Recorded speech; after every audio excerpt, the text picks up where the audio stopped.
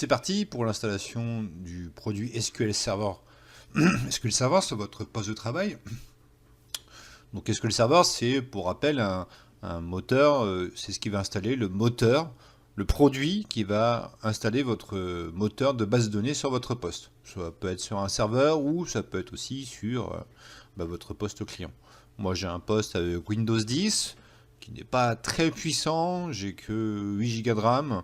J'ai un CPU classique, j'ai un i5 Core,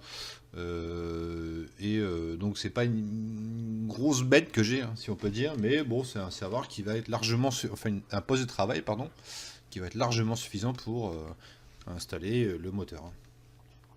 Donc, n'oubliez pas que les deux points .exe pour installer le Management Studio plus le produit SQL Server sont attachés au cours. Donc, je vous rappelle aussi que ce sont deux produits complètement gratuits. Allez, on commence par l'installation SQL Server Developer Edition. On clique deux fois dessus. Et je l'avais déjà lancé, donc je l'ai ici. Donc là, par défaut, quand on lance SQL Server 2016 avec SP1, SP1, pour info, c'est un lot de correctifs qui a été énuméré par Microsoft, qui va corriger en fait tous ces bugs qui sont apparus sur le produit SQL Server. Donc le SP1 Service Pack 1. C'était pour info. Alors par défaut, moi je prends toujours de base, pas besoin de personnaliser ni de télécharger le média. Vous prenez de base. Ensuite, il vous demande d'accepter les termes du contrat. On accepte, on signe.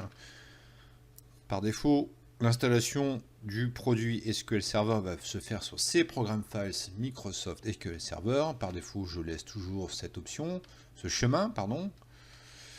Et là, vous avez la taille du téléchargement. En fait, il va télécharger 2 Go de données pour installer le produit. Parce que vous voyez qu'ici, que ça fait 5 mégas. Pour installer SQL Server, c'est un peu light. Donc, il va télécharger 2 Go de données pour installer le produit. D'accord? Donc je clique sur installer.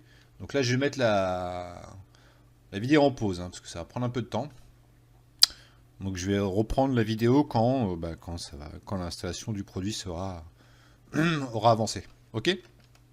Une fois que le téléchargement est terminé, vous avez une fenêtre qui s'affiche, qui vous dit que l'installation s'est correctement terminée. Donc les vous propose un nom d'instance, idée d'instance. Donc on va voir ça après. Pour éviter ça, il faut faire personnaliser ici. Donc personnaliser, une fenêtre s'affiche. La première fenêtre s'affiche concernant les mises à jour. Donc moi j'ai pas de mise à jour à faire. Peut-être que vous en aurez à faire, mais bon, vous n'êtes pas obligé de les faire tout de suite. Vous pouvez passer directement en mode suivant. Donc il installe les fichiers. Donc je vais faire des petites pauses dans les vidéos pour éviter de perdre trop de temps. Donc là je vais faire une petite pause. Après vous avez une sorte de validation qui se met en place, qui vont checker si les règles d'installation se fait bien par rapport à des petits composants que vous avez sur votre poste.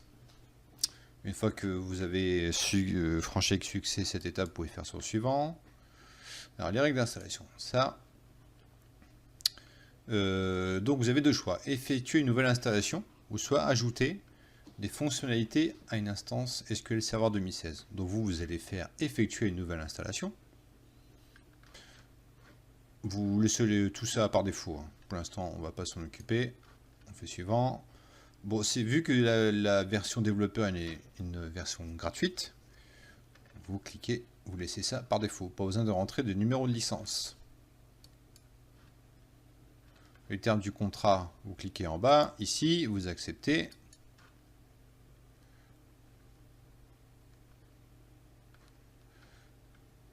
Et là, une nouvelle fenêtre s'affiche. Il faut cliquer ici, service, moteur, base de données. Il faut le cocher. C'est ce qui va installer votre moteur de base de données sur votre poste de travail. Je ne vais pas détailler tout ce qui est en dessous. Il y a tout ce qui est partie cube, RS, SSIS. Franchement, c'est vraiment pas du tout le sujet. Donc vous avez juste coché cette case-là. D'accord? Service de moteur de base de données. C'est exactement ce qu'on veut installer. Suivant. une nouvelle fenêtre apparaît. Là, vous avez instance par défaut. Alors, ce qu'on appelle une instance sur SQL, c'est une installation. D'accord? Dès que vous allez entendre parler de ce terme-là, c'est une installation. Moi, vu que j'ai déjà un management studio, un serveur de base de données installé sur mon poste, je vais créer une instance nommée. Vous allez rester sur instance par défaut. Hein. Ne touchez à rien. C'est exactement la même chose. Ne vous inquiétez pas, vous allez avoir les mêmes menus.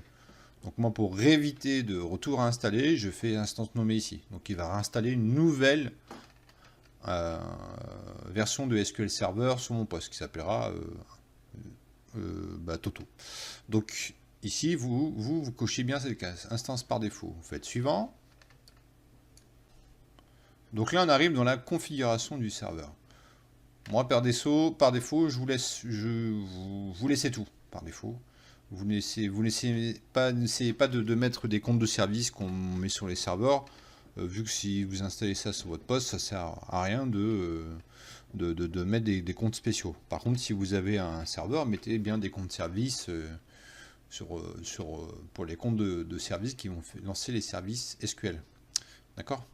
Il y a le classement. Le classement, c'est ce qu'on appelle la collation. C'est ce qui va traduire en fait votre moteur de base de données en fonction de la collation de la langue que vous allez mettre sur le moteur SQL.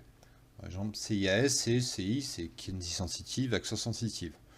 Donc on ne va pas polémiquer là-dessus parce que c'est pas vraiment pas du tout aussi le but du cours. On fait suivant. Alors, là, il y a quelque chose, il y a des répertoires très intéressants. Il y a mode authentification Windows, d'accord, et mode mixte. Donc, vous allez mettre mode mixte.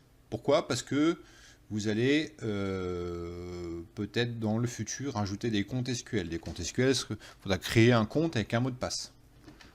D'accord? Donc là, vous mettez ce que vous mettez comme mot de passe. Il vous demande un mode mixte, SQL Server et authentification Windows. Donc moi, je mets un mot de passe, hein, le mien. Je mets mon mot de passe favori, hop, je le retape. Par défaut, moi je vous conseille de mettre ça. Et puis aussi, ajoutez bien l'utilisateur actuel, qui est vous. Sinon, quand vous allez vous connecter via Management Studio, vous n'allez pas pouvoir vous connecter à votre moteur de base de données, ce qui est très endommageable. Donc, rajoutez bien ce mode mixte. Rajoutez-vous bien aussi dans les administrateurs SQL, hein, ici. Sinon, ça ne va pas pouvoir marcher. Et dans le répertoire de base de données, par défaut, moi je vais laisser, c'est mon poste, je n'ai pas besoin de changer, de toute façon je n'ai pas d'autres lecteurs. TMDB, FileStream, on ne va pas en parler aussi. Laissez ça par défaut, c'est votre poste de travail, franchement, ça va pas être, c'est pas très grave. Par contre, bien sûr, il ne faudra pas faire ça sur un serveur, hein, c'est même strictement interdit, hein, c'est très grave de faire ça, bon, personnellement.